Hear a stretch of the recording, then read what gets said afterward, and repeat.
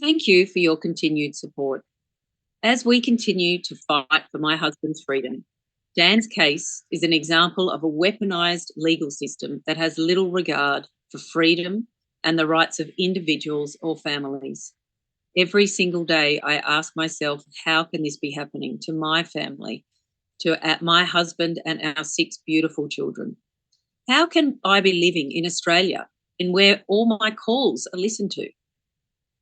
In an age where uses the media to whitewash their involvement in this unjust case, in an age where they use a veil of secrecy to hide behind, and Canberra looks the other way. I say no, we are much better than this. Dan has been in maximum security isolation in a 2 by 4 metre cell for almost 18 months with no local charges, convictions, or criminal background of any kind. This is a good man.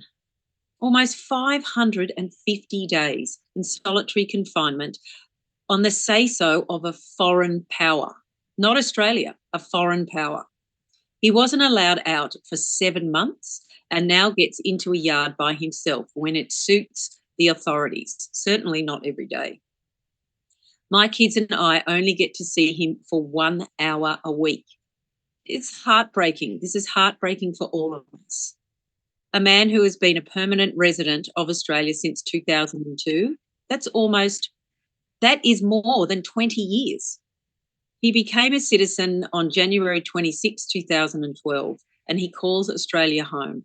But he's been abandoned by his country, by the politicians who are supposed to represent us, and by an extradition act that allows the US the ultimate power.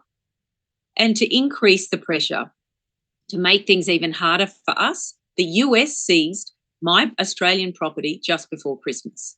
Dan has not violated any Australian laws and faces no Australian charges. We are applying for legal aid, but the courts won't grant us an extension.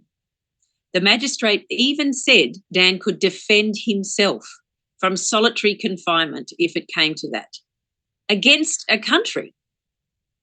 This cloak and dagger skullduggery has no place in a free country like Australia, where we pride ourselves on transparent government and the right to a fair court, a right to a fair hearing in court. It cannot stand.